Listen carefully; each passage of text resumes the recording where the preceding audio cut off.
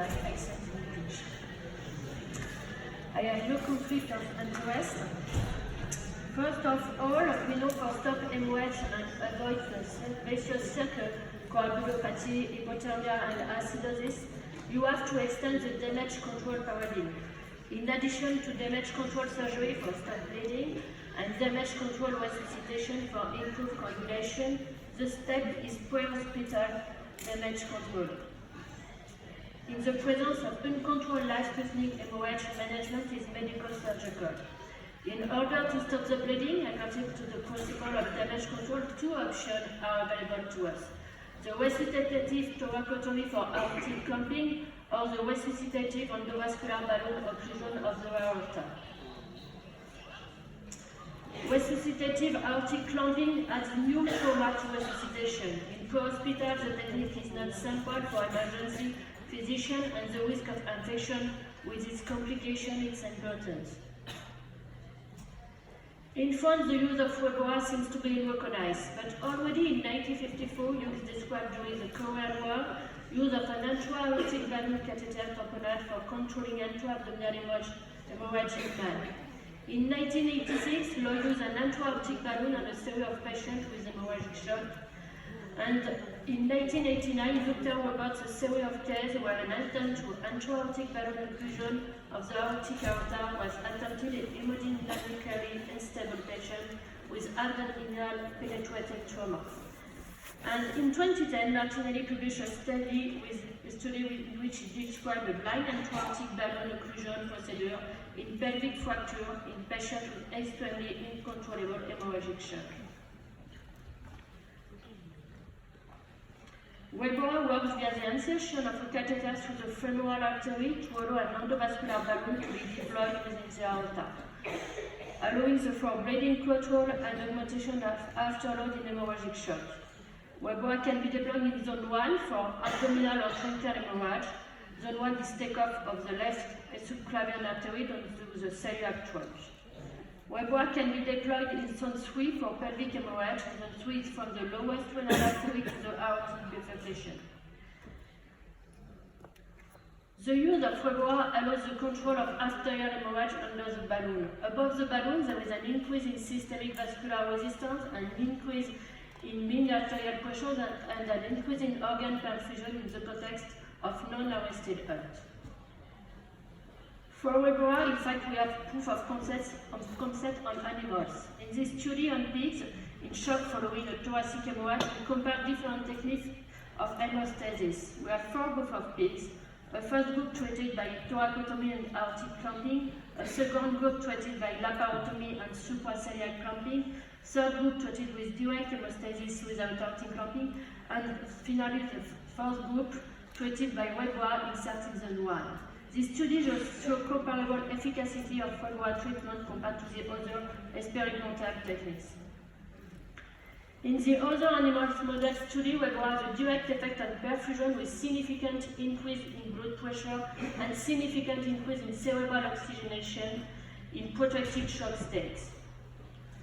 Overall, the effect of the acute result is an increase of left act in the Weboa group related to ischemia under the balloon, even if there is a tendency to return to the same level as the control group from a distance.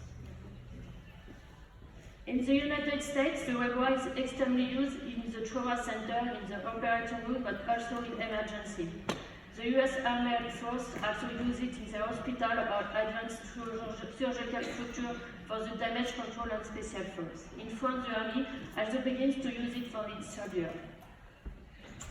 So the clinical experience of Weboa is important. It's a rescue technique. It's aimed at target and very unstable patients. In a context of high mortality, the environment is not conducive to regular study. The published result, therefore, relatively to activity register and case series, but there is no randomized human study. Here is the strategy of an American Center for Hypovolemic Shock with systolic blood pressure less than 9. There is no randomization. The choice between Weboa and thoracotomy is based on fast echo. Initially, they insert an arterial femoral line. If there is an aortic lesion on the chest X-ray, it eliminates the Weboa, otherwise it depends on the fast echo. If the fast echo is positive, the Weber is inserted in zone 1, then the patient goes to the laparotomy. If the fast echo is negative, we are looking for a fracture of the pelvis and the pelvic X-ray. If there is a fracture of the pelvis, the Weber is inserted in zone 3. If not, it's inserted in zone 1. It can be seen from the result that if the patient has a cardiac arrest and the Weber is inserted in zone 1 or 3, there is no survival. On the other hand, for those who don't have a cardiac arrest, the survival is 75% if there are fractured pelvis with the Weber in zone 3 and 46% if the Weber is inserted in zone 1. But what is interesting in this study is to see the cause of death between the two groups. In the thoracotomy group, there are 71% of patients who will die rapidly from hemorrhagic shock, while in the Weber group, there is 0% of patients who die from hemorrhage. Patients in the Weber group die from the consequence of the trauma. The Weber allows to pass the step of hemorrhagic shock. In this study, we see that with time, Weber is used more and more even by surgeons. The first 6 months, they do only the thoracotomy. Then, when they start to do Weber, they reduce their number of thoracotomy to make even more Weber. To try the Weber is to adopt it. In the other study on patients with no compressible truncal hemorrhage and profound hemorrhagic shock, the use of Weber seems promising because the survival in the Weber group is greater than of the thoracotomy group. If we look at this meta-analysis, it also goes toward the choice of Weber, which reduces the relative risk of death in case of non-compressible hemorrhage. This is mainly due to a study that represents 80% of the weight in this meta-analysis. And in this study of the JAMA surgery, we see that in both groups, patients with severe traumatic hemorrhage and those with a traumatic cardiac arrest, the use of Weber allows to increase the systolic arterial blood pressure and the mean arterial pressure. The Weber is mostly inserted in zone 1 and it's found that survival is about 30%. So, Weber is a minimally invasive alternative to thoracotomy with aortic clamping in the emergency room. It allows to delay hemostasis surgery for non-compressive hemorrhage of the torso, to obtain proximal control of the origin of traumatic and non-traumatic bleeding, and occlusion of the distal aorta in case of pelvic, junctional, or extremity hemorrhage. However, studies don't show beneficial effect of Weber. This Japanese study is a registry of patients with close trauma who have benefit or not from the placement of Weber. They do a propensity score analysis and they find excess mortality in the group treated by Weber. Overall, there is a bias in this study because the initial status are slightly different between the two groups, and the patients of the group Weber are a little more serious, and especially the secondary treatments are not the same. Access to surgery is longer in the Weber group, but the care of survival is the time to access to surgery. Other use of Weber are possible, especially in postpartum hemorrhage with insertion in zone 3 while awaiting definitive treatment. The gradual deflection of the balloon makes it possible to control the effectiveness of the hemostasis gesture. There are a few cases in the literature. This retrospective study identified cases of severe postpartum hemorrhage where fluoroscopy-free Weber was inserted. Out of 36 patients, there were 6 complications, but 100% of survival. The question is whether we can use the Weber for inter-hospital transfer. This makes it possible to transfer patients to the center where there is necessary technical platform. On trauma pelvis, where mortality is very important, especially when one has a shock or associated cardiac arrest, the use of the Weber is very interesting.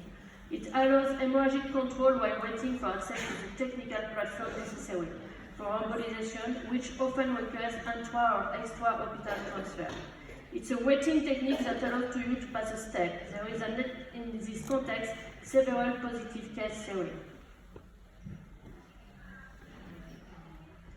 Here, for example, we have a Weber and a pelvic girdle that allows to do damage control of the pelvic trauma. Here, it's a 20-year study of the use of Webois in pelvic blunt trauma in a level 1 trauma center. We see the decisional management algorithm according to the result of the fast echo and the chest and pelvic X-ray. We see over 20 years of experience, the percentage of survivors vary from 1 year to the next. 32 patients have benefited from Webois with technical problem for 3 patients. We have an improvement of the systolic arterial pressure, but also high rates of vascular complication and renal complication and abdominalis. Webois is effective in improving hemodynamic after severe pelvic trauma and left-turning hemorrhage, but there is complication. The French experience, 30 patients with uncontrolled hemorrhage and pelvic fracture. We have a projection of a team, specialist for Webois, with a radiologist and anesthesiologist in Antwerp Hospital. The radiologist puts the Webois by percutaneous femoral introduction. There is an immediate effect on hemodynamic, but a variable survival according to the time of inflation. When the time is long, the survival is decreased. For example, a 48-year-old man treated in a hospital without embolization. He has a natural peritoneal packing, external fixation, transfusion, G-suit, but he persists of shock with systolic blood pressure at 40. They send a team to set up a balloon before transfer.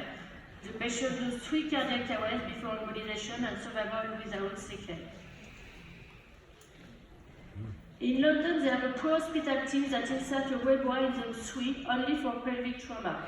It's an early use in the pre-hospital phase or at the admission to the trauma room. They published an article about a patient surviving after a bicycle accident against a trunk. She had a Webois in the suite pre-hospital. And the Webois helped to stop the bleeding at the pelvis, you can see on the page.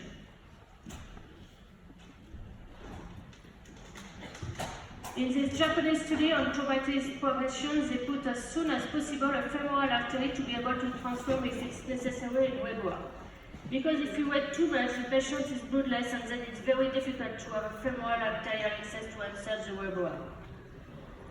And the conclusion for this study is the Webois access time and ISS are associated with mortality. A short access time improves survival, a short access time is accompanied by a faster final hemostasis.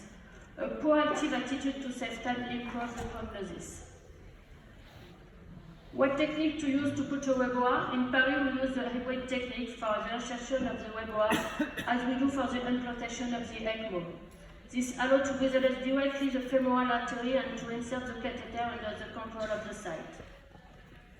We have developed one-day training with the theoretical part and the practical part of the maintain to learn the hybrid techniques. But study investigate whether ultrasound can help with Webois insertion in zone 3, and the answer is yes. The ultrasound can indeed be a help for insertion and check the position of the balloon, as you can see in this picture. Now we discuss about another system that associates Webois with SAP for selective aortic arch perfusion. Inside the catheter there is a lumen where can be injected fluids or drug to infuse organ above the balloon. James Manning used Webois and SAP in medical cardiac arrest on pigs. Aortic balloon infusion allows relatively isolated perfusion of the heart and brain. He perfuses heart and brain with an oxygen-containing fluid, and he can administer intra-aortic drugs like epinephrine, ischemia, or anesthetic products. I don't know how to.